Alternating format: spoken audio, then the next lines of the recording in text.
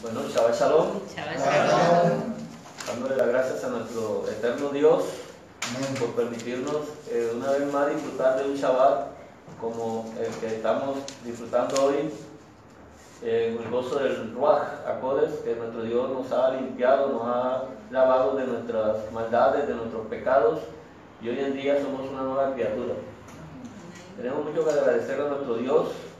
Él es bueno y su misericordia ha sido para siempre. Si no hubiera sido por su amor, nosotros aquí no estuviéramos. El amor de Dios es grande, es grandísimo. Bien, hermanos, hoy la parashá, el nombre de la parashá es Va'erá. Va'erá.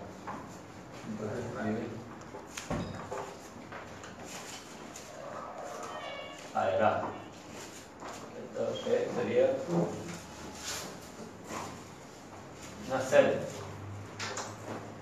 Va'erá. Y termina con una alef.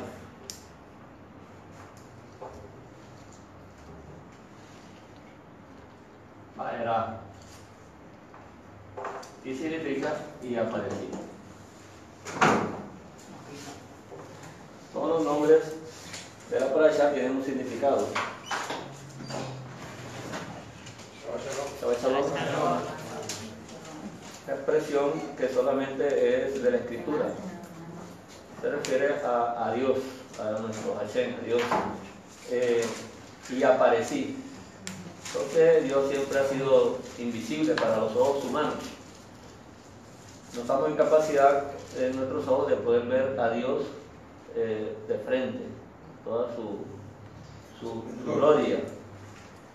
Por lo que entonces nuestro Dios, para que nosotros pudiéramos acercarnos, o Él acercarse a nosotros, ha usado algunas formas que nosotros hemos ido conociendo a través de las Escrituras. Esta escritura, esta parashá de hoy, tiene que ver precisamente con el conocimiento de nuestro Dios, cómo Él se va a dar a conocer a la humanidad, a toda la humanidad. Hay personas que dicen que no lo conocen porque no han visto algún indicio de que puedan ellos sustentar eso. Pero vemos que la escritura sí nos muestra que Dios siempre se ha mostrado a la humanidad.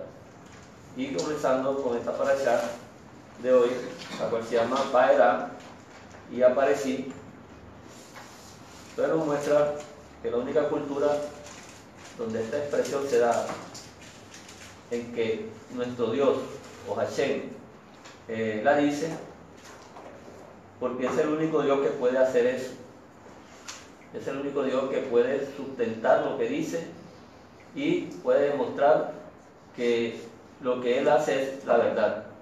Es nuestro Dios, es verdad para siempre.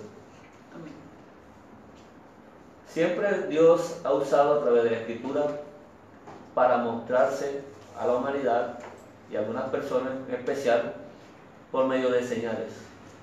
Todo en este universo Dios ha permitido que nosotros podamos ver las señales que Él... ¿Qué haría uno si uno quisiera darse a conocer, por lo menos, como persona delante de los demás? Si uno quisiera que uno lo conociera, ¿qué presentó a Abraham? Abraham no le quedó duda de la existencia de Dios. Luego se le presentó a Isaac, a Jacob, y así ha venido el Señor. Pero esta vez Él va a abarcar un espacio mayor y se va a hacer ver en una nación poderosa que era en ese momento Egipto. Ya, ahora va a magnificar su presencia, ya no en formas individuales como lo venía haciendo, ahora va a dejar una huella. Y podemos leer un poco de la parashá, que comienza en Éxodo capítulo 6. Vamos a leer algo aquí que dice desde el versículo 3. Y aparecí, o sea, Va'erá, y aparecí a Abraham, a Isaac y a Jacob, ¿verdad? Fue apareciéndose individualmente. como Dios omnipotente, mas si mi nombre es Hashem, no me di a conocer a ellos. También establecí mi pacto con ellos de darle la tierra de Canaán, la tierra en que fueron forasteros y en la cual habitaron. Asimismo yo he oído el gemido de los hijos de Israel, a quienes hacen servir los egipcios, y me he acordado de mi pacto. Por tanto dirás a los hijos de Israel, yo soy Hashem, y yo os sacaré de debajo de las tareas pesadas de Egipto, y los libraré de su servidumbre, y los redimiré con brazos extendidos y con juicios grandes. Porque la pregunta sería que al él presentarse delante de Abraham, de Isaac y de Jacob, le dice a Moisés que no se dio a conocer en el nombre Hashem. Hashem.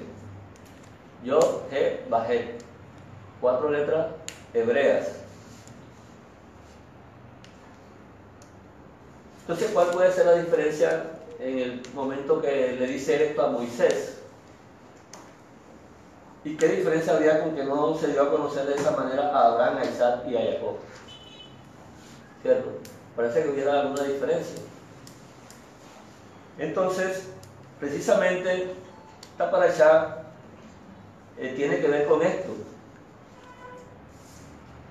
El versículo 6 dice, por tanto dirás a los hijos de Israel, yo soy Hashem, y lo voy a sacar de debajo de las tareas pesadas de Egipto, y los libraré de su servidumbre, y los redimiré con brazos extendidos con juicios grandes. Quizá esa parte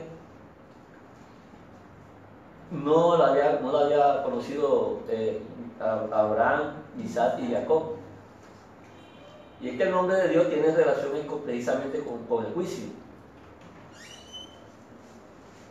Y de esa manera es que Él se va a presentar aquí delante de estas naciones, delante de Egipto, donde estaban habitando en ese momento una potencia, digamos la potencia mundial de esa época, estaban habitando una cantidad de naciones, una cantidad de personas de muchas naciones, porque como era un centro donde se movía el comercio, la gente siempre busca eso. Entonces era un punto de encuentro donde muchas culturas se podían tener contacto.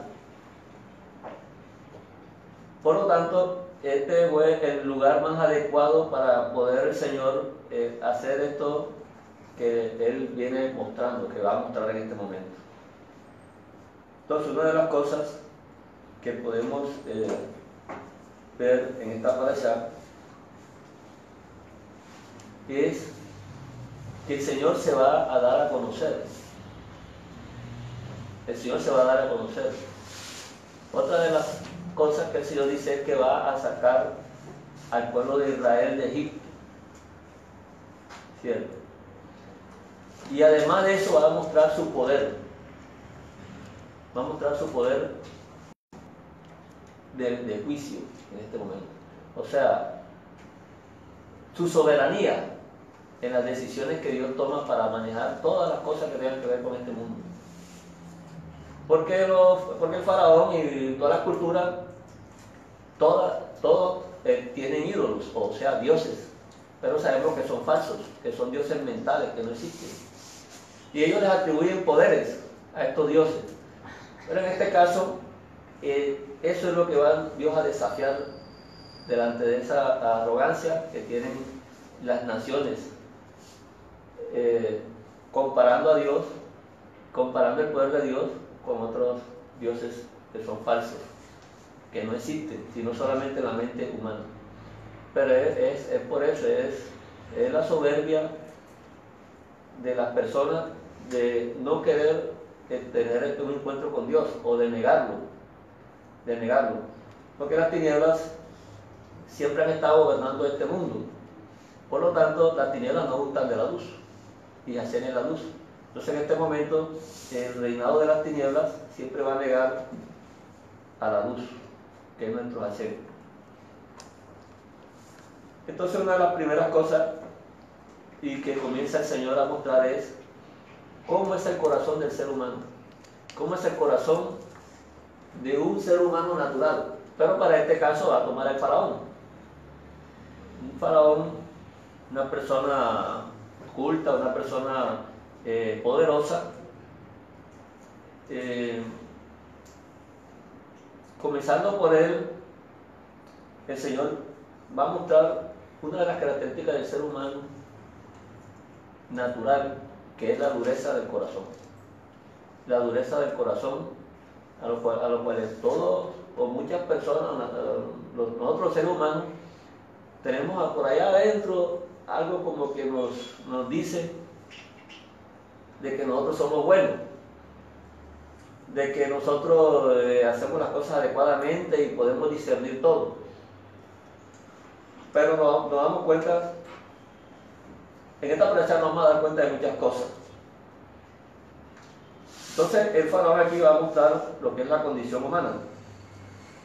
Y eso es lo que dice aquí. Vamos a leer aquí Éxodo 7:3. Éxodo 7:3. También está la parashá.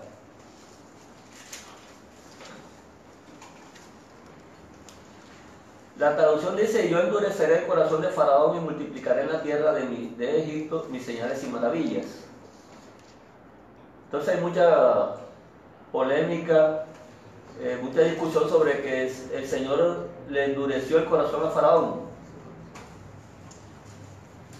o el corazón de Faraón ya estaba duro. Por cuestiones de la traducción nos lleva a decir que es Dios el culpable de que Faraón tuviera la culpa de que Faraón estuviera así, que era Dios el culpable. Aquí la palabra que aparece, que es kasha, aquí aparece ache, viene de la palabra kasha. Y podemos ver que en el escritura vamos a encontrar tres palabras diferentes que son traducidas aquí como dureza. Y que en esta parashá la citan a todas las tres palabras. Pero aquí el Señor está diciendo claramente que lo que va a mostrar es la dureza del corazón de Faraón. No que Él va a endurecerle el corazón a Faraón, sino que va a mostrar kasha. Dentro de las palabras que usa la Escritura, que van en cierto grado de gravedad, podemos ver que la primera palabra que usa es la palabra hazak. Hazak, que tiene que ver con una simple resistencia, oponerse a algo que le incomoda a uno. Es oponer a una resistencia, es hazak, es hacer una fuerza. Es que así comienza Faraón, con esta forma de resistir a Dios. Pero Dios no va a mostrar que es una simple resistencia, va a mostrar en lo profundo del corazón. Pero la reacción comienza a mostrar claramente que esto es como algo gradual, que se va mostrando la evidencia, y que nosotros la podemos ir observando a medida que vemos una persona cómo la va desarrollando. Eso 7:3 dice: y multiplicaré en la tierra de Egipto mis señales y maravillas. Entonces, si va a multiplicar señales y maravillas Dios, seguramente que eso no iba a dar para que Faraón endureciera su corazón. Sería para que se convirtiera, ¿sí o no? Era para que se convirtiera. Entonces no es causa de Dios de que esta dureza o este tipo de dureza que está mostrando el Faraón venga realmente de Dios. No es él el que tiene la culpa, no es Dios el que tiene la culpa. Sí, es la condición. Cuando hablamos de señales y maravillas, yo eso veían los fariseos, danos señal para creer que tú eres el Cristo, ¿sí o no? Claro, Dios no se la dio. Por lo regular el hombre siempre busca ver una señal para creer, pero la señal Dios la da, pero el hombre, ahí es donde se muestra verdaderamente la dureza del corazón del hombre, porque aún con señales y prodigios no manifiesta o no reconoce la fidelidad de Dios. Claro, por eso es que vemos que, como dijimos al principio, nadie ha visto a Dios, no lo podemos ver con estos ojos, pero Dios por señales nos ha mostrado Claro, su poder. Nadie puede negar que está vivo. Yo no puedo negar que la vida existe, porque yo me estaría negando yo mismo, ¿cierto? Entonces, eso es una señal de que hay vida, ¿cierto? Entonces, el asunto ahora sería ver si hay la vida eterna, pero de que hay vida la hay. La otra palabra que vamos a encontrar aquí es cavar. Cavar, viene de la palabra cavar. Ya eso está en un grado un poco mayor, ya es una pesadez, es una carga que está en cada persona. Ya no es la simple resistencia, ya realmente es algo que está dentro de la persona, ya afectando toda su condición. Y no es fácil ya desprenderse de esto hasta ese momento. Y la palabra kasha, aquí aparece la palabra akshe, que viene de kasha, ya es el grado mayor. Ya este es el grado de la rebelión del ser humano. Ya es la oposición completa de un ser humano en contra de Dios. Ya es oponerse a la verdad, a oponerse a lo palpable. Es como si yo dijera, estoy viendo esta mesa, pero digo que esta mesa no existe. Porque me nace, porque yo quiero decir que no existe. Y eso es ir en contra de la razón.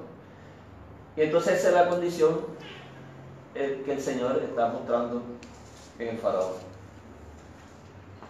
Entonces vemos que el asunto del endurecimiento o llegar a esa situación de kasha, de rebelión,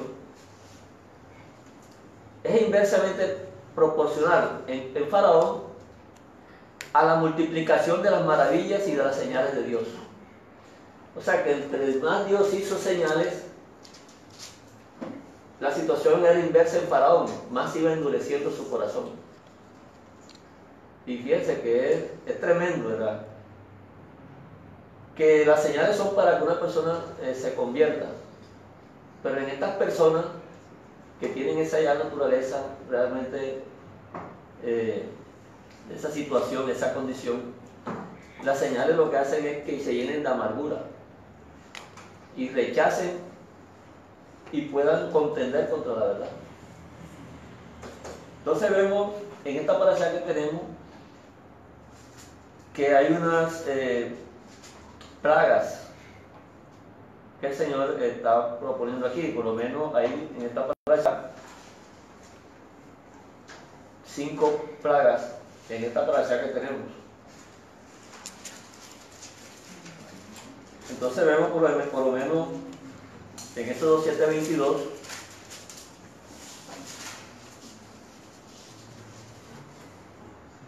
asimismo los peces que habían en el río murieron y el río se corrompió tanto que los egipcios no podían beber de él y hubo sangre por toda la tierra de Egipto.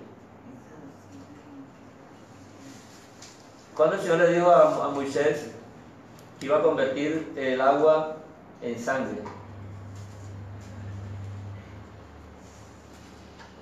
entonces dice en el 22, y los hechiceros de Egipto hicieron lo mismo con sus encantamientos y el corazón de Faraón se endureció. Esa es la primera señal, además de la vara que se convirtió en serpiente. En el asunto de la señal de la sangre fue hecha por los magos del Faraón. Los hechiceros de Egipto hicieron esas señales también de convertir agua en sangre. Por lo tanto, Faraón, dice aquí, el corazón de Faraón se endureció. Ahí aparece la palabra Haxá. Por lo tanto, vamos a ver que aquí fue una simple resistencia, además era la primera señal. Aún no había llegado al grado mayor. Apenas está Faraón pretendiendo que eso fue una casualidad o algo, un acontecimiento que ocurrió de pronto ahí, o el que vino al caso. Así que eso no le da mucha importancia. Eso pasa que como los encantadores, lo hicieron. hicieron Claro. También el prodigio, parecido al que hizo Moisés, de pronto él diría, pues será un Dios menor del que yo tengo, ya, porque ostentaban ser dioses, ya, los faraones. Claro, Entonces, sí. Consideraba que el poder que había en Moisés, ya, era simplemente de un Dios menor que el de él, ya. Cierto. Aquí en Éxodo 8:15 podemos ver lo que sucedió con la plaga de las ranas. Capítulo 8 habla de la plaga de las ranas. Dice que la tierra se llenó de ranas y mandó a llamar a Moisés, y Moisés retiró las plagas, según el Señor le había dicho, lógicamente. Entonces el 8:15 dice, pero viendo Faraón que le habían dado reposo, endureció su corazón y no los escuchó. Y no los escuchó. Entonces ya acá, ahí aparece la palabra cavar. Ya el Faraón comienza a afectarle precisamente el asunto, y ya el corazón de él ya está en un grado mayor. Aquí aparece la palabra cavar. Comenzó con alzar, pero ya había un segundo grado. No era el que Dios estaba mostrando, no era el que Dios iba a mostrar. Él iba a mostrar la profundidad que hay en el corazón de Faraón. Pero estas señales lo que hicieron fue, en vez de que Faraón se arrepintiera y viera y reconociera el poder de Dios, lo que hizo fue oponerse a las cosas de Dios. Entonces vemos esa fue la plaga de la rana. Aquí en el 8:16, entonces Hashem dijo a Moisés, di a Aarón, extiende tu vara y golpea el polvo de la tierra para que se vuelva piojo todo el país de Egipto. Todo el país de Egipto, una piojera descomunal. ¿Sí o no? A veces son unos piojitos así en los niños y eso los pelados no pueden ni dormir. Pero esto es una piojera bien grande. Entonces eso ocurrió nunca se había visto eso en el mundo, ocurrió por el poder de Dios. Es una señal que fue dicha anticipadamente. No fue que surgió ahí, no, tú dices que es una señal. Ya Dios había dicho esto es lo que va a suceder. Entonces, Moisés hizo tal cual como el Señor le dijo. En el 17, ellos lo hicieron así. Y ellos lo hicieron así como el Señor le había dicho. Y Aarón extendió su mano con su vara y golpeó el polvo de la tierra, el cual se volvió piojos, en los hombres como en las bestias. Todo el polvo de la tierra se volvió piojos en todo el país de Egipto. Y los hechiceros hicieron así también, para sacar piojos con sus encantamientos, pero no pudieron.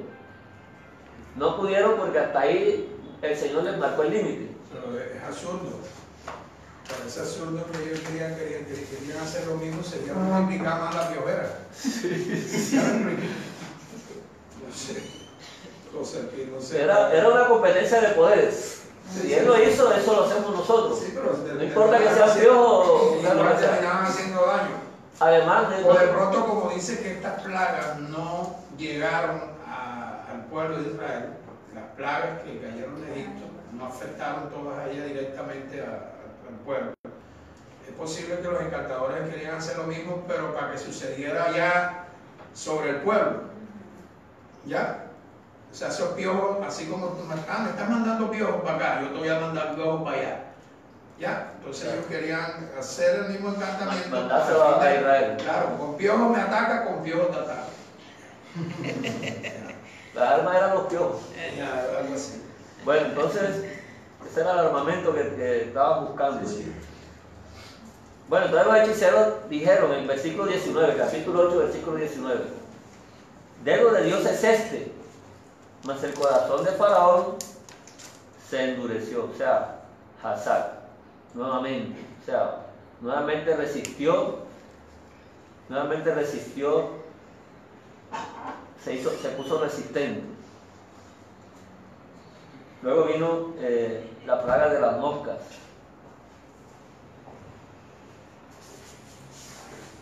Y dice aquí en el 8:31, y Hachén hizo conforme a la palabra de Moisés y quitó todas aquellas moscas de Faraón. Luego que ya tenía la plaga, se las quitó de sus siervos y de su pueblo, sin que quedara una.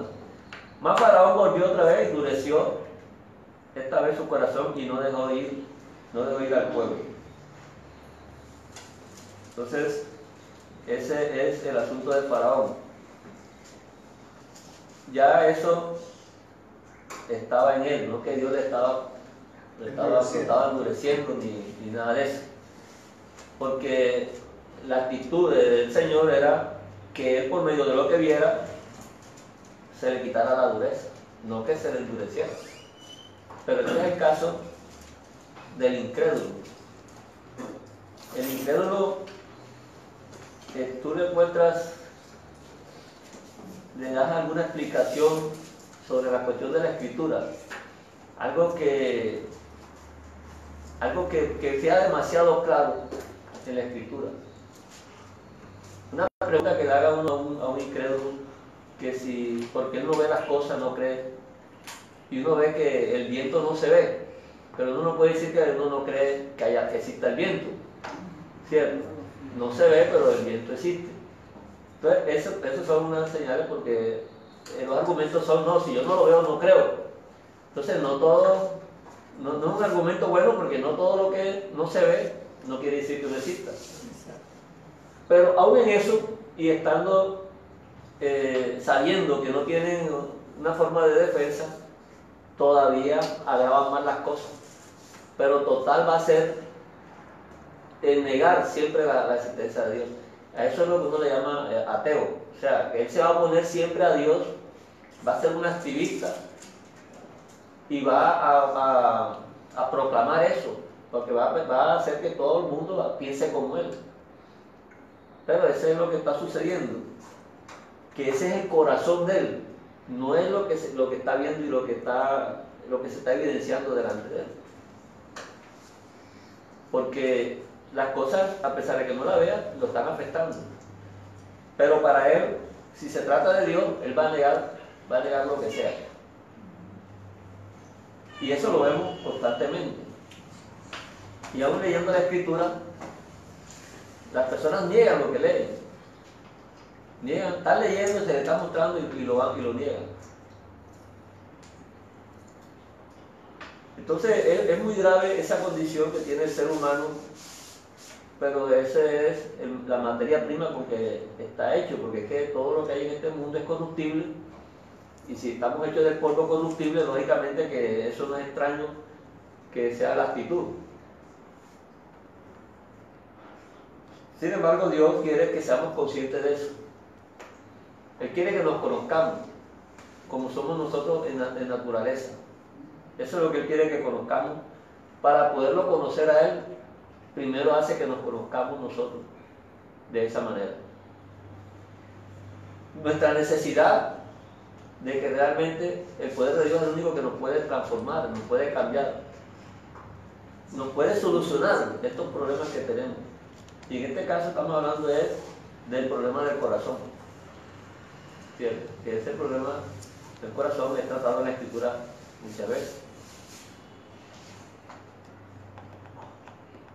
Luego vino la plaga del ganado.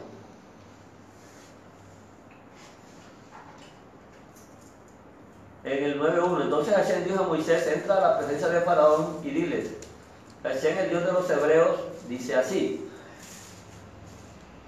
Se identifica como Dios de los hebreos. Dice así, o sea, Faraón tiene sus dioses, las naciones tienen sus dioses, pero este Dios, ¿por qué dice que es de los hebreos? Porque es que Él se le apareció a un pueblo, y Él identificó al pueblo, y de ese pueblo ha venido trabajando para que toda la humanidad lo conozca, porque de alguna manera tenía que comenzar.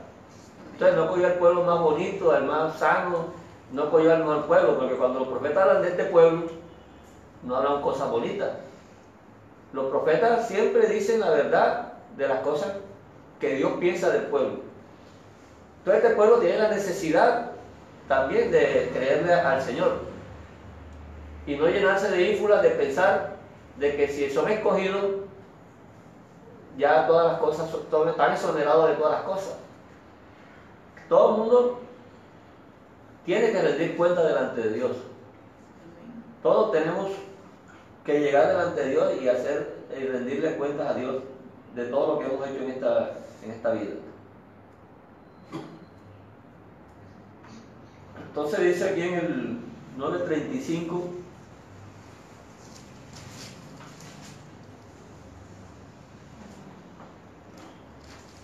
y el corazón de Faraón se endureció y no dejó ir a los hijos de Israel como Hashem lo había dicho por medio de Moisés. Entonces vemos esa constante repetición del endurecimiento de Faraón. Y la parashá siempre está haciendo el énfasis, es en el endurecimiento del corazón. Porque eso es lo que está mostrando Dios aquí.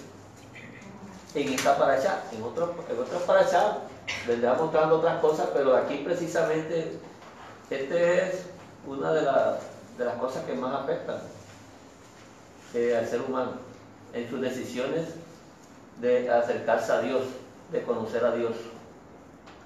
Si tienes un corazón de esta manera, no vas a poder acercarse ni conocer a Dios. Y eso es precisamente lo que el Señor quiere que nosotros lo conozcamos.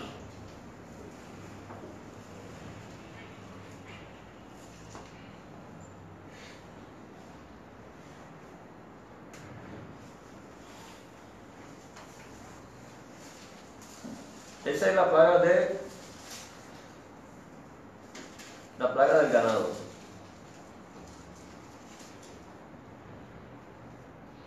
De todos modos, Faraón no dejaba ir al pueblo de ninguna manera. Y en vez de seguir cediendo, lo que hacía era ir empeorando su condición. Entonces, por eso es que cuando leímos la parashá, dice que el Señor lo que iba a mostrar precisamente era ese corazón rebelde del Faraón.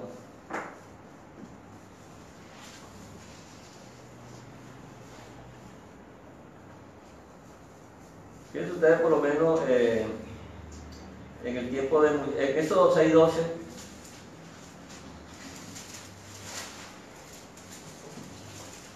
Éxodo 6:12.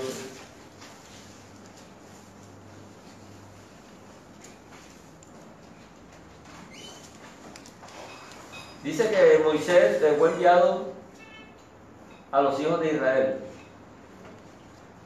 para que le llevara la información o estos mandamientos que tenía que darle a ellos de parte del Señor.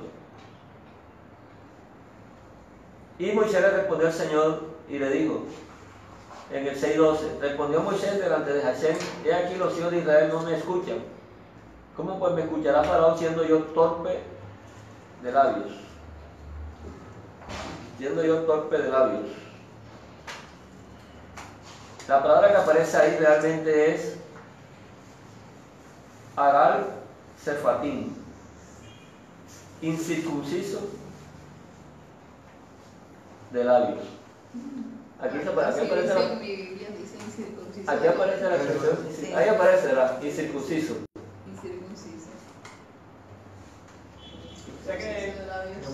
Lo que pasa es que ahí traduce el torpe de labios, pero ya aquí ya le va quitando la imagen a lo que viene dándose en la escritura. ¿De qué dice la Aral Sefatallí. ¿Ese cuál es? La 1909. 1909, Reina Valera. Bueno, fíjense, y eso que la corrigieron. 6:12.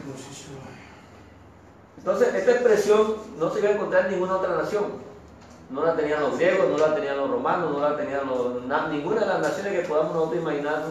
Es una expresión exclusiva del pueblo hebreo. Y nace precisamente bajo el conocimiento, la forma como se fue dando a conocer Dios a su pueblo, porque Abraham estuvo circuncidado, ellos entendían que era la circuncisión, ¿cierto? Pero Moisés está presentando delante del Señor y está diciendo, Señor, pero ¿cómo me van a escuchar a ellos si yo soy incircunciso de labios? Hay labios incircuncisos también. ¿Qué le está tratando de decir entonces Moisés a Dios? Y vemos que este caso se repite en muchos profetas. Cuando Dios lo envía, lo primero que hacen es esquivarse. No, yo no puedo ir, no soy el adecuado, no estoy A diferencia recomendado. de Isaías, que Isaías dijo, heme aquí. Isaías dijo, heme aquí. Bueno, una de las cosas que siempre hemos visto es esto del rechazo de, como por lo menos el Saúl, el apóstol, también era uno de los que le costaba ir ante un pueblo que era incrédulo, que no quería aceptar lo que él llevaba de Dios. Pero lo que está tratando de decir aquí, torpe de labios o incircunciso de labios,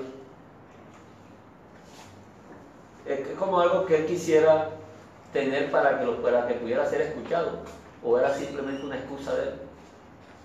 Porque realmente, ¿cómo o en qué forma puede una persona hablarle de parte de Dios a alguien que se ha enviado? ¿Cierto?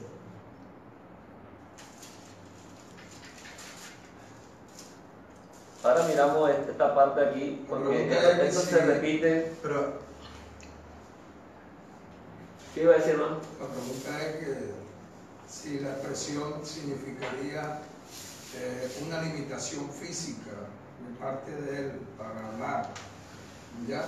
Sí, porque aquí siempre, por la cuestión teológica, siempre la persona lo que oye uno, lee uno, es que torpe es que como que él era tartamudo o algo, ¿cierto? Pero la palabra torpe no es la que va ahí realmente. Y la palabra incircunciso con torpeza no, o sea, no encaja de todos modos tampoco.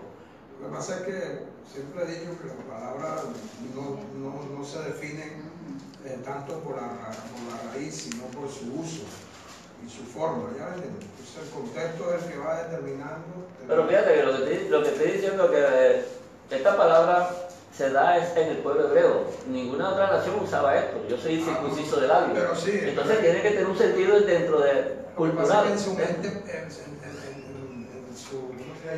mente espacial, en su mente, Moisés puede estar, la circuncisión puede estar relacionándola con un defecto. ¿Ya me entiendes? Es que la incircuncisión prácticamente es una imperfección. Vamos a ver algunas cosas ahora, precisamente. Mira, en Éxodo 6:12, él lo dice. Y aquí en Éxodo 6:30, él repite la misma expresión. ¿Cómo pues nos dirá Faraón? Dice, y Moisés respondió delante de Hashem, he aquí yo soy incircunciso de labios, ¿cómo pues me ha de oír Faraón? Claro, o sea, no es que esa expresión está en una sola vez, sino que ya él la utilizó también acá. Entonces, tiene que tener sentido. Pero, como hemos dicho, dentro de la cultura, dentro del pueblo. No podemos oír, pero mira, aquí dice, si esto lo traducen así, le están sacando de la cultura original para meter en otra cultura, ya estaría perdiendo el sentido. ¿Cierto? Pero si tiene que ver con hablar, tiene que ver con los labios, porque eso la expresión de los labios es hablar. ¿Cierto? Entonces, el otro asunto es si podemos pensar si realmente Moisés estaba circuncidado, porque Abraham es circuncidado, pero resulta que en el tiempo que nació Moisés, las condiciones de él no estaban en libertad, estaban en esclavitud. Y además, a él lo va a adoptar es una egipcia, y las egipcias no van a circuncidar a sus hijos. Y menos en el nombre del Señor y con relación a las cosas del Señor. O sea, no era una señal que tenga que ver con los egipcios, era una señal que Dios le dio a su pueblo hebreo con relación a él. Amén. Entonces, pues, podríamos hacernos esa pregunta también. ¿Quién circuncidó a Moisés? Porque él lo tuvo unos días la mamá y el papá. Pero si se lo van a dar a un egipcio y se lo llevan circuncidado, ¿cómo sabe ellos que al egipcio le va a gustar que el niñito que van a adoptar esté circuncidado. ¿Cierto? Esa es la situación que está con Moisés. Sin embargo, fíjate que él usa la expresión circuncidar de labios. Incircunciso de labios. Sí, igual la expresión incircunciso cuando se refiere a la incircunciso de corazón. El corazón funciona, el asunto es la parte espiritual, así se está refiriendo, la parte espiritual. Claro, entonces todo tenemos que relacionarlo con la parte espiritual. Ya, la parte de la incircuncisión del labios con la parte espiritual. La parte espiritual no era lo que Moisés está diciendo al Señor, Señor, pero ¿qué poder puedo tener yo de palabra para poder acercarme al faraón y al pueblo de Israel y que ellos me oigan? Yo no tengo ningún poder en mi boca. Hermano, hay que tener en cuenta también que Moisés fue criado, lo que usted dijo ahorita, con una egipcia durante todo su tiempo de vida, los cuantos años, los 40 años que él tuvo, claro, él no estuvo, yo pienso acá que posiblemente en cuestiones de circuncidado de labios, era con respecto a las cosas del Señor, lo que Dios le había mostrado a su pueblo, que ya venía desde Abraham, Isaac y Jacob. Los mandamientos y todo, él no estaba metido en ese campo o en eso porque no había sido criado ahí. Entonces esas cosas espirituales hacen referencias a la palabra del Señor. Claro, fíjate que él usa la expresión, posible que no estuviera circuncidado, es posible, no vamos a dar tampoco pero las posibilidades son grandes. Pero fíjate que él la expresión sí la conoce. ¿Quién le dio esa expresión a él? ¿Dónde la aprendió? Así es. Porque él estuvo huevo con la egipcia. Los egipcios. ¿Y cómo fue que eso de niño nunca se lo olvidó? No, pero Moisés sí fue circuncidado desde que nació. A los 8 días de nacido, cuando llega la hija del faraón, ya Moisés había sido circuncidado. Por eso nosotros nos imaginamos. No, imaginamos, pero, porque la pregunta que ahorita hablando aquí con el hermano Carlos y tiene toda la lógica. ¿Cómo se da cuenta la hija del faraón que era hijo de hebreo? Porque ella dice, lo reconoce como hijo de los hebreos. ¿Cómo reconoce que era de los hebreos? Bueno, mira, los hijos los están matando. Los hijos los están matando. Mira, no podía ser un niño porque lo matan. Entonces, ahí la historia nos muestra que él fue metido en una cesta y fue echado al río. Sí, pero no te dice el tiempo. No, pero tampoco la egipcia lo que hace una presunción también por lo que está viendo. Este debe ser un hijo, debe ser hijo de los hebreos. Pero ahora no vamos a imaginarnos que porque vio la circuncisión.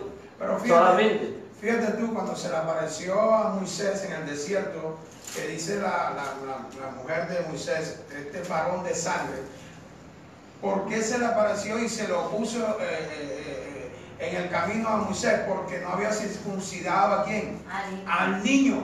Si no hubiese estado circuncidado Moisés, se hubiera circuncidado ahí también. Claro, espérate. Ya Moisés adulto es una cosa, cuando está con la egipcia es otra cosa. Estamos determinando la circuncisión de si era o no era. Por eso, pero entonces no podemos asegurar una cosa, porque no tenemos la prueba. No tenemos la prueba aquí. No, pero sí tenemos, son testimonios, hermano, que nosotros podemos inducir. Adulto cuando salió de allá de Egipto, ya puede ser una otra situación. Cuando estaba niño, cuando fue adoptado por la egipcia, no hay realmente una evidencia aquí. Ni decir que sí, ni decir que no. Y los conocimientos que tenía Moisés de su pueblo fue enseñado por su madre, porque su madre fue quien lo crió. Ya me entiendes, dice, fue nodriza de la hija del faraón. Bien. Se le entregó después al faraón. Eso tú no lo puedes desconocer dentro de ese contexto. ¿Qué podía estar haciendo la madre ahí con su hijo? Bueno, en todo caso, Moisés está usando la expresión que es donde estamos llegando, ya con un sentido que lógicamente debe entenderlo, ¿cierto? Aquí está usándolo con los labios. Y le dice en el capítulo 7, Hashem dijo a Moisés, mira, yo te he constituido Elohim para Faraón. No Dios en sí, lo hizo un Dios, sino un Elohim, o sea, un maestro, un portador de la palabra, un ministro. Esos son los significados que tiene la palabra Elohim en la escritura. Pues, ya lo hemos visto y lo hemos revisado varias veces, porque aquí yo te cuento como un Dios. 7:1. Que aquí dice, yo te he constituido Dios para Faraón. Elohim dice ahí. La escritura hebrea dice Elohim. Okay. ¿cierto? Ese es que Dios, lo que dice Dios. 7:1. Sí, Yo te constituí un juez, un maestro, mensajero. un mensajero mío, ya, una autoridad de Dios. Eso es un Elohim. Y ahí lo ponen con T minúscula. Con T minúscula, sí. Sí, cierra con T minúscula. Y tu hermano Aarón será tu profeta.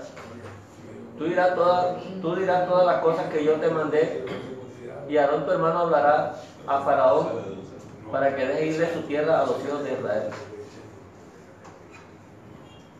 Y yo endureceré el corazón de Faraón, y yo mostraré el corazón de Faraón en Kashá. Aparece la palabra Keshe, lógicamente declinada ya, pero viene de la palabra Kashá. Entonces ahí es donde dice, yo voy a mostrar, ¿A dónde estás? no, el 7.3, 7:3. yo voy a mostrar el corazón. Mostraré la dureza del corazón del Faraón. Sí, o sea, ya el extremo, la dureza. el extremo No de endureceré. lo que es la... No Oye, hermano, endureceré. también nos damos cuenta ahí que Aarón Porque es creo- profeta. Ahí, Sí. que Aarón es profeta. Por lo que hemos visto, Ujú. vemos que la cuestión de Faraón fue gradual. Mostraré la dureza, mostraré Porque la él mantuvo la resistencia, y así es donde llega cualquier persona que mantenga la resistencia. Finalmente, ya su condición de rebeldía ya llega al tope, ya eso de ahí no pasa más. La iniquidad. Ya. Así Eso fue lo que llegó Faraón. O sea, Faraón nunca se arrepintió. Faraón llegó así. Bueno, hermano, entonces, con respecto a Isaías, lo que estaba ahorita comentando el hermano ya, vamos a leer Isaías 6:5. Ay, recuerda que este es una voz fil, que es lo que determina que la acción no es ¿cómo diría yo? Activa, sino demostrativa. Claro. ¿Ya? Entonces eso es lo que también Bueno, Dios, aclara. sí, porque Aclara. Pasa que esas voces verbales en hebreo regularmente no las traducen los traductores, siempre lo traducen en voz activa. Entonces, si tú lo traduces en voz activa, es como si directamente la acción fuera de Dios sobre el faraón, ¿ya me entiendes? claro, es que ese es el pensamiento del traductor. Es que el traductor trae una línea. Ya es una línea teológica que vino metiéndose. Vino metiéndose. No es línea teológica. Claro, porque no encontró otro sentido. No, hermano, No encontró otro es sentido. una forma de nuestra propia lengua, de hablar, de pensar. Ya me explico. Entonces el traductor... Sí, pero ¿cómo transmite? El problema es cómo Ah, transmite. bueno, pero para que no se complique el que está leyendo. Por eso, pero le cambia todo. Ahí está el problema. Pasa que esas expresiones se alargan en el momento de traducirlas, tienes que parafrasearlas muchas veces. Es ¿Ya? mejor. Bueno. Es el maestro. Isaías que tiene- 6:5. Es el maestro el que tiene ese encargo, hermano. Claro. No tanto el traductor. Claro. Pero si es la idea esa, que no es el Señor el que le endurece, sino que está mostrando cuál es la dureza del corazón del corazón. Del corazón, O sea, ¿ahí a porque qué? el Señor viene tratándolo para ver y le va dando las señales para que se arrepienta. ¿Isaías qué? Isaías 6:5. Y accede a todas las peticiones, dice, quítame la tal plaga, te la quito. Quítame tal plaga. Y 5 veces quitó, y 10 veces quitó, y no hubo forma de... Este fue el llamamiento de Isaías cuando el Señor lo llama. ¿Cierto? Dice, entonces dije, ay de mí que soy muerto, porque siendo hombre inmundo de labios, aquí aparece la palabra tamed de labios, o sea, de labios impuros, ¿cierto? Pero es también los labios, o sea, una persona que no tiene labios puros es aquella persona que no, la palabra de Dios no la tiene en su boca. Eso es lo que estamos considerando aquí la persona, como lo dijo también Moisés, incircunciso de labios. No apto. No tienen pureza de labios, ellos lo reconocieron. O sea, que no cuesta nada reconocer que uno es un impuro de labios. ¿Para qué uno va a ponerse a decir que no, que ya uno está santo y uno se santificó y ya, mejor dicho, rebosa santidad por todos lados? Hombre, ellos reconocieron delante de Dios lo mismo. Entonces, esto que dice aquí Isaías es lo mismo que dijo Moisés. Yo soy tamel, tengo labios tamel, labios impuros. Entonces, Moisés está diciendo lo mismo. Señor, pero si, ¿cómo lo voy a convencer yo si, o sea, tendría que hablarle con pureza, como eres tú? Pero, entonces, eso no es un impedimento para el Señor, y el Señor aún lo envió. Yo te diré lo que vas a decirle a Faraón, no te preocupes. Yo te voy a decir lo que le vas a decir a Faraón. Y la Escritura siempre dice, y Moisés y Aarón hicieron así como Hashem le dijo. No hicieron nada diferente. Siempre hacían como el Señor le dijo. Entonces vemos personas como Isaías, como Moisés, que el reconocimiento de ellos en comparación con el Faraón es que ellos no tuvieron el problema que tuvo Faraón, sino que al ellos reconocer realmente, como dice la Escritura, que el Señor mira al humilde lo mira de cerca, pero al rebelde lo mira de lejos. Entonces aquí se ve esa parte de la humildad en ellos. Y fueron de todos modos enviados por el Señor, sin ningún problema. Todo consistía en lo que ellos tenían que decir. Jugaba un papel importante realmente en sus palabras. Entonces nosotros debemos cuidar mucho nuestras palabras a la hora de hablar de la Escritura. Debemos hablar con pureza de labios. Debemos ser circuncidados de labios. Y debemos reconocer si no estamos en esas condiciones para que el Señor pueda realmente ayudarnos y enseñar. Porque nosotros estamos mirándonos ya no como parte del mundo, como dice el Señor, nosotros no somos de este mundo. Nosotros aquí somos extranjeros y peregrinos, dijeron los patriarcas, los padres de la Escritura, los que Dios señaló como padres. Somos extranjeros y peregrinos, y lo confesaron con sus labios, con su boca, confesándolo, así vivir. Confesar es eso, hablar de acuerdo a la Escritura, conforme el Señor diga, así debemos hacer, todo completamente. Sí dirás, sí hablarás. Claro, conforme a todo lo que está dentro de esa Escritura. Entonces vemos otros personajes, como por lo menos lo mismo que le dice Isaías. Ya Isaías, reconociendo todo esto, él puede ver la condición humana en general, porque ya él puede hacer una comparación, la condición que está él en ese momento delante del Señor y la condición humana. Mateo 15:8.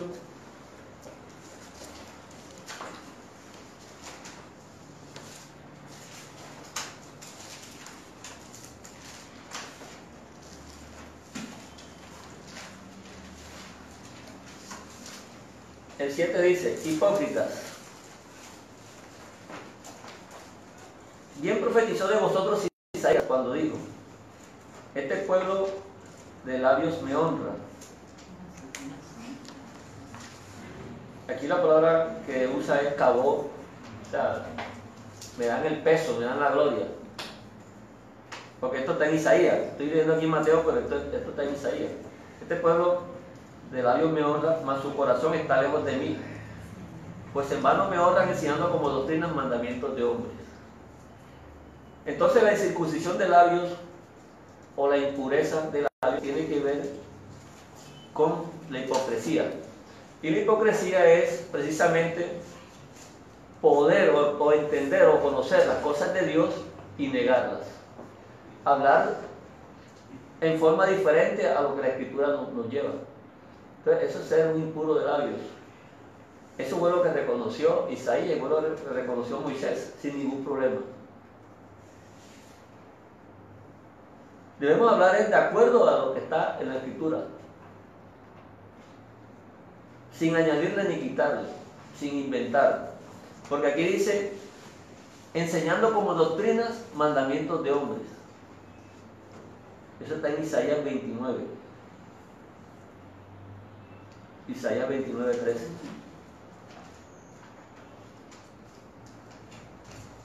¿Qué es la doctrina de hombre? Los inventos que inventa el hombre. Aunque use la Escritura, aunque pretenda que está predicando la palabra y lleva la Escritura, la más grande, pero enseña a él lo que su corazón le dice, porque es un corazón que ya está también endurecido.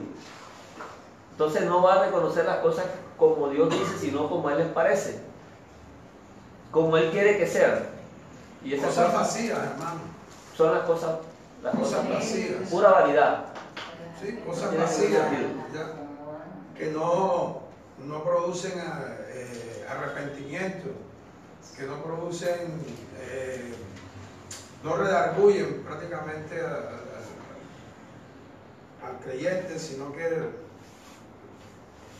lo que hace que es empeorarlo. No, ¿cómo diría yo? Lo consienten, porque esas son las doctrinas de hoy. Ya, las doctrinas de hoy buscan es que el creyente no tenga, se sienta cómodo. Se sienta cómodo, se sienta libre, entre comillas, ya, en todo lo que hace, ya. ¿Por qué? Porque los mandamientos prácticos, como decías tú ahorita, son los juicios de Dios, ya. Es el debido proceso del Señor, ya. Entonces, eso sí hace contrapeso a los mandamientos de hombre, ya. Porque eso lo que hicieron ellos fue cambiar los mandamientos del Señor por mandamientos o preceptos humanos. Claro, por muy bonito que se hable y se lleve incluso la Escritura en la mano, no dejan de ser los mandamientos de hombre. Claro. Entonces, estas personas con las que está el Señor hablando aquí son incircuncisos y por cuestiones de permanecer en la tradición, la que han aprendido, las cosas que aprendieron, y no quieren cambiar, no quieren dar el paso. Eso lo dice Colosenses 2:23 también. Colosenses 2:23, lo que está hablando el hermano allá, precisamente.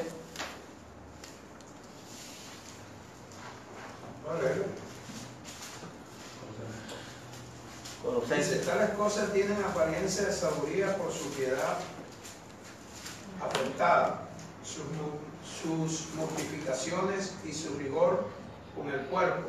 Claro, pero sin valor alguno contra la insolencia de la carne. Claro, lo que viene hablando en el versículo 22, los mandamientos de hombre. Cosas, dice, cosas todas destinadas a perecer, fíjese, con el uso y debidas a preceptos y doctrinas puramente humanas. O sea que todas esas doctrinas desaparecen, hermano. Van a desaparecer algún día. Y viéndolo bien, eso es lo que pasa. Eso vienen doctrinas, se van doctrinas y vienen doctrinas. Pero la palabra del Señor es la que permanece para siempre. Amén. Amén. Permanece para Dios. O sea que vale la pena tener pedirle a Dios esa pureza de labios. Que precisamente es la que vamos a ver aquí, Sofonía 3:9, cuando. Vamos a buscar Sofonía 3:9. Sofonía.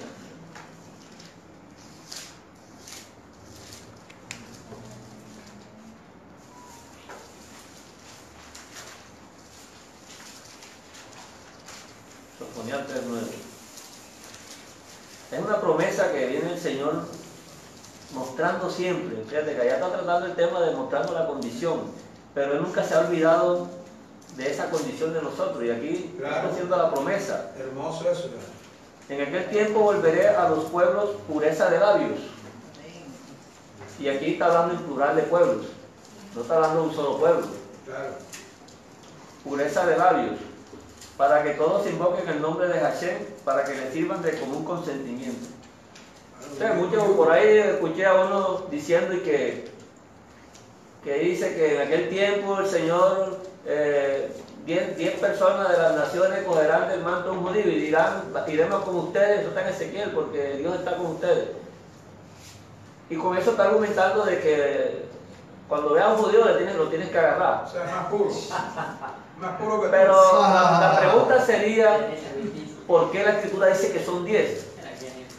¿Y por qué no dice que son 12? Porque estamos dando un mensaje teológico, profético, de lo que siempre vienen hablando todos los profetas. Hombre, la tribu perdida. ¿Y quién es el judío que van a agarrar el manto? A un judío. El Masías, el único. Hombre, ahora yo voy a ver un tipo vestido de negro con un sombrero y me lo voy a acercar para agarrarlo porque la escritura me manda a que tengo que agarrarlo. No, si la escritura no dice eso. Y es una teología que se está formando. La escritura no dice eso, hermano. Si usted tiene eso en la mente, sáqueselo de la cabeza. El Mesías es el judío que vamos a agarrar, es el Mesías. Aleluya. Ya lo agarramos. Amén. ¿Y quiénes somos nosotros? Hombre, de las 10 tribus perdidas, la tribu de Efraín. Entonces, eso de enseñar esas cosas, eso es una falsa doctrina. Lo que estamos hablando aquí es una hipocresía. Es una falsa enseñanza, es doctrina de hombre. Hombre, Lo que busca es saltar esa doctrina, lo que busca es saltar el judaísmo religioso de hoy. ¿Ya me explico? ¿Ya? El cual quiere que pongas tú la confianza y la mirada. ¿Ya? claro.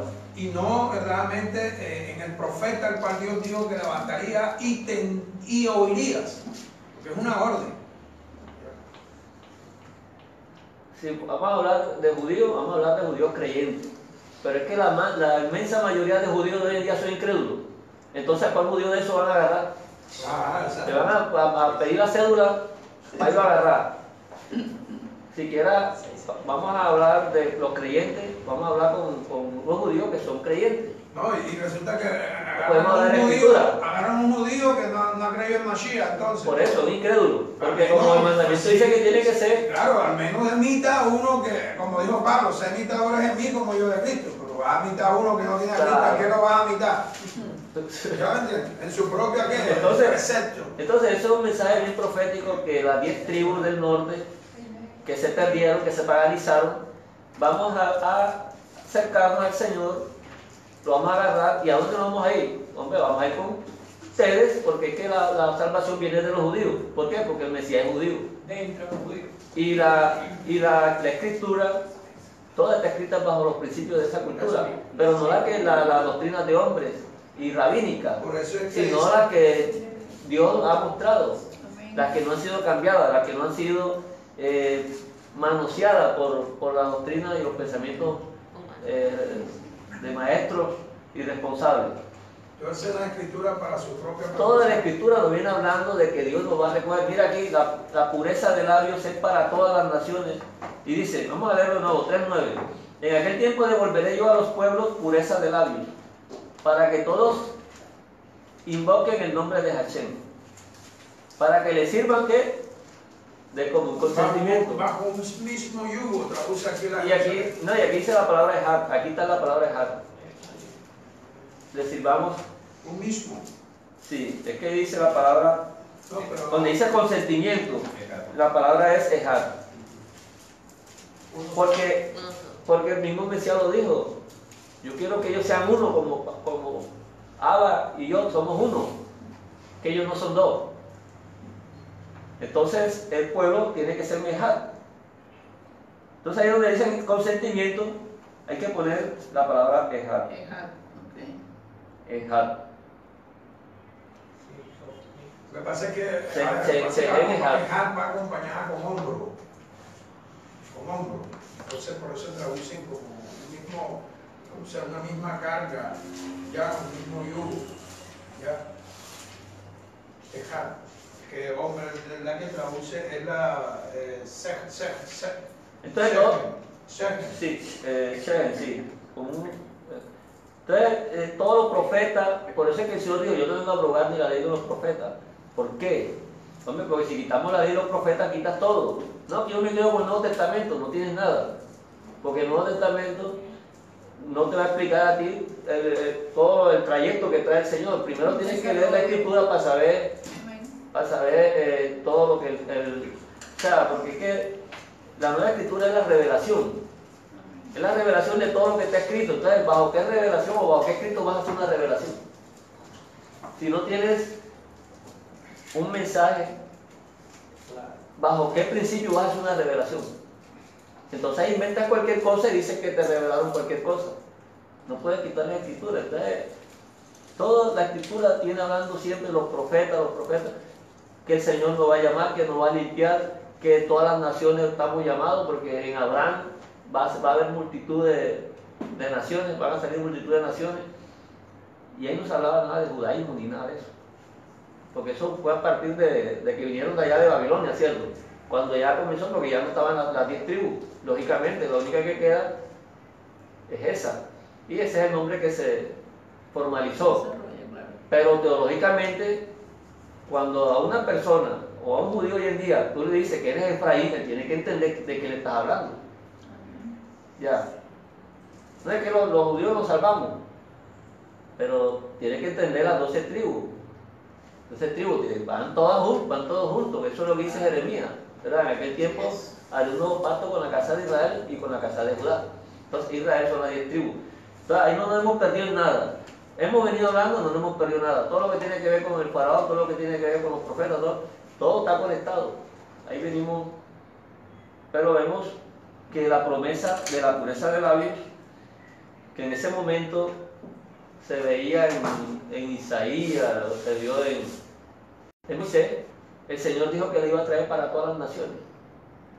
Todas las naciones. Para que le sirvan. No es para que nos tengamos competencia con los demás y discutamos ahí para demostrarle que sabemos más que los demás. Porque eso sucede hoy continuamente, que cogen la escritura es para la cuestión de la discusión, para demostrar grandeza y para demostrar cosas. Por ahí no va tampoco. Así es. Y el versículo 10 lo sigue aclarando, mira, que somos esparcidos. De la región más allá de los ríos de Etiopía me suplicarán, la hija de mis esparcidos traerá mi ofrenda. ¿Quiénes son los esparcidos? Las 10 tribus. Las 10 tribus. No hay más esparcidos. Las 10 tribus. O sea, Efraín. Así estamos nosotros en este momento.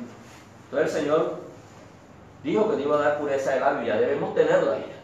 Porque esta profecía se cumple con la venida del Mesías y el derramamiento del Ruach HaKodesh. Entonces ya nosotros debemos tener, no podemos ver un creyente por ahí que está hablando contrario o fuera de las Escrituras, o inventando doctrinas de hombres y sintiéndose bien por eso. Debe revisarse si está inventando cosas. Debe revisarse. Hay preguntitas por ahí que a veces he oído, como esas que dije, y se dan cuenta que no tiene sentido, que dentro de la literalidad se extravíe realmente desde el punto de que Dios realmente nos va a llevar, que nos está llevando.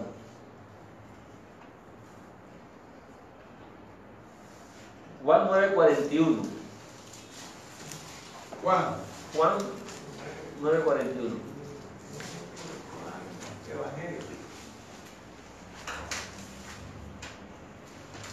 El Evangelio de Juan.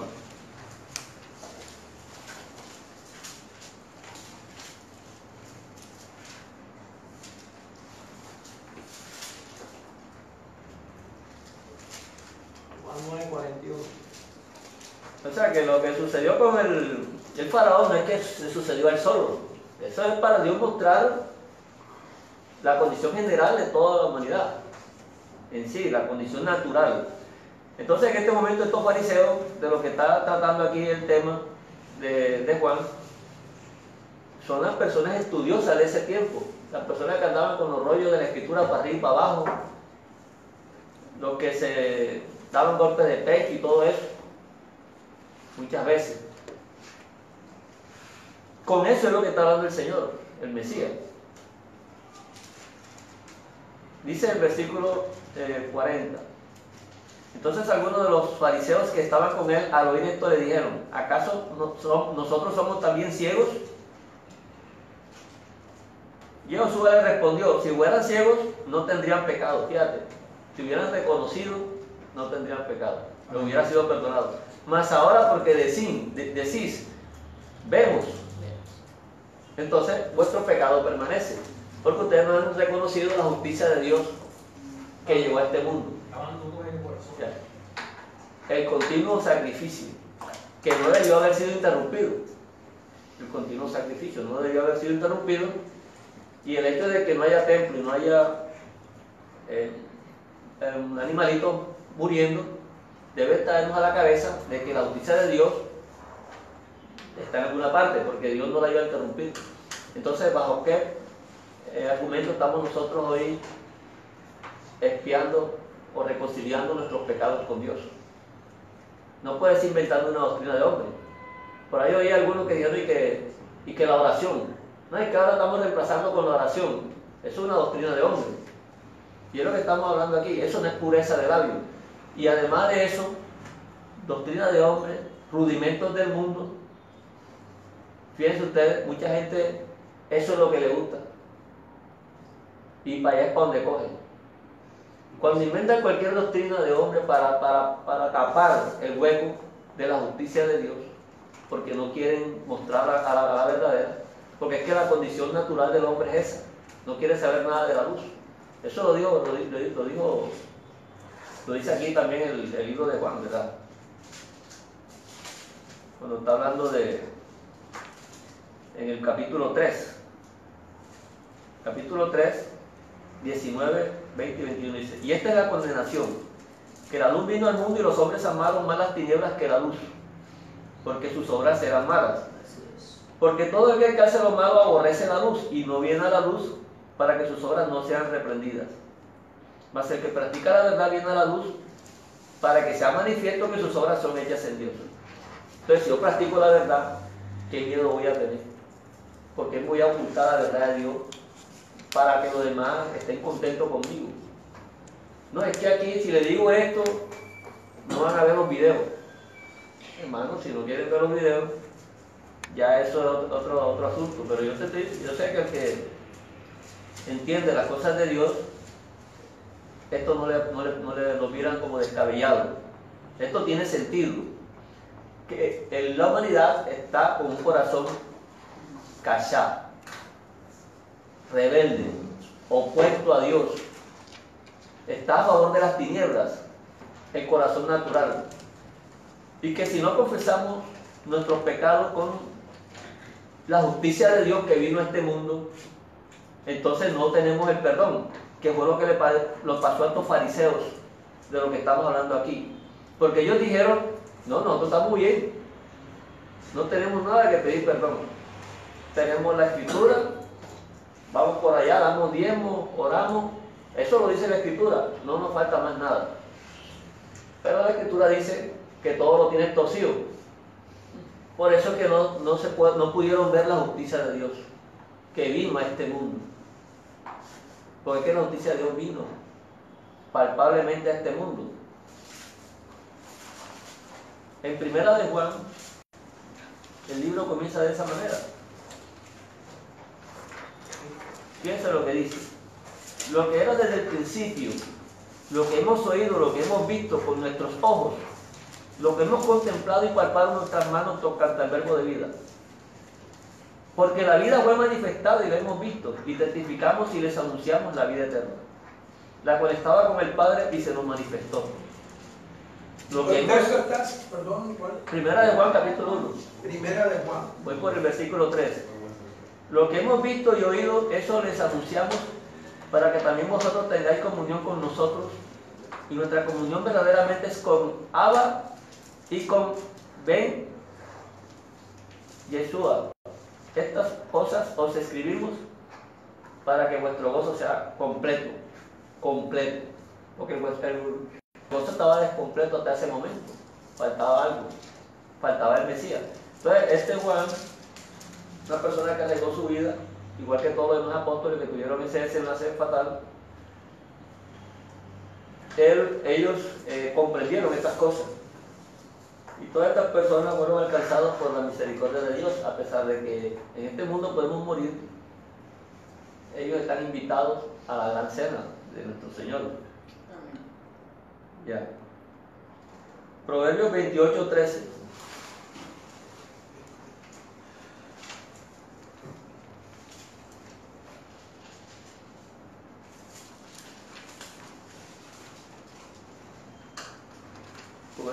18:13.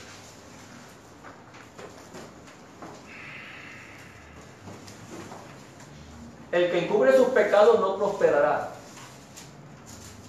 mas el que confiesa se aparta alcanzará misericordia. Bienaventurado el hombre que siempre teme a Dios, mas el que endurece su corazón caerá en el mal. Endurece el corazón. Esa es la dureza del corazón. Ya eso, palabra que está aquí es cachá, en proverbio.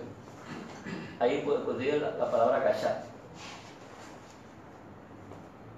El que endurece el corazón, el que llega a ese extremo ya de resistencia, porque es que todos somos resistentes. Ninguno de nosotros somos, podemos justificarnos aquí. No, es que yo oí a Dios, enseguida me la acerqué y lo acepté porque Dios...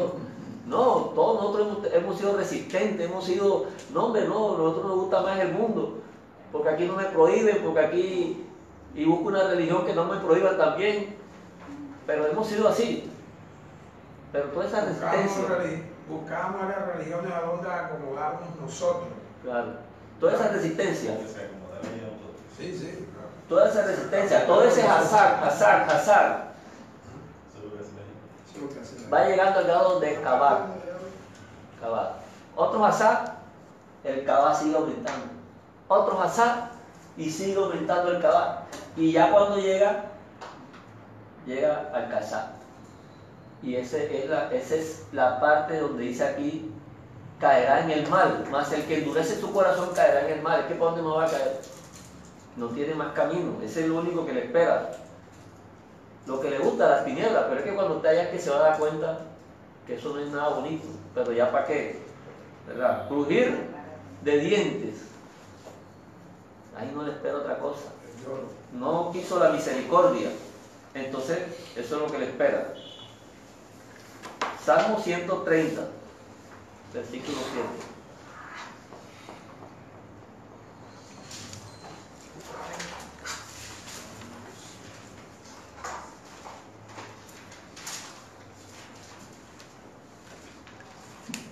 Espere Israel a Hashem, porque en Hashem hay misericordia y abundante redención con él. Y él redimirá a Israel de todos sus pecados. 130, ¿sí? 7, 8.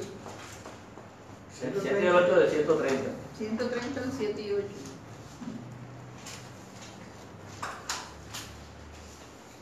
Aguarde Israel a Hashem, porque Hashem está de amor. Junto a él, abundancia de rescate. Vamos a pasar a Romanos 9, 17. Que él rescatará a Israel de todas sus culpas. Romanos 9, 17. ¿Romanos qué? 9, 17. Romanos 9, 17.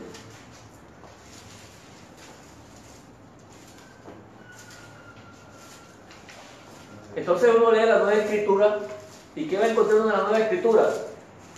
Todo lo que tiene que ver con la Primera Escritura, ¿verdad? No va a encontrar nada diferente. Porque lo que estamos dando ellos aquí es el entendimiento de que sí le fue revelado la Escritura.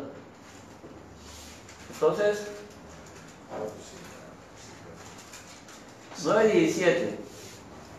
Porque la Escritura le dice a Faraón, la Escritura dice a Faraón: para esto mismo te he levantado, para mostrar en ti mi poder y para que mi nombre sea anunciado por toda la tierra. Éxodo 9:16. Esas citas se trae de la Escritura, no fue que la inventaron aquí.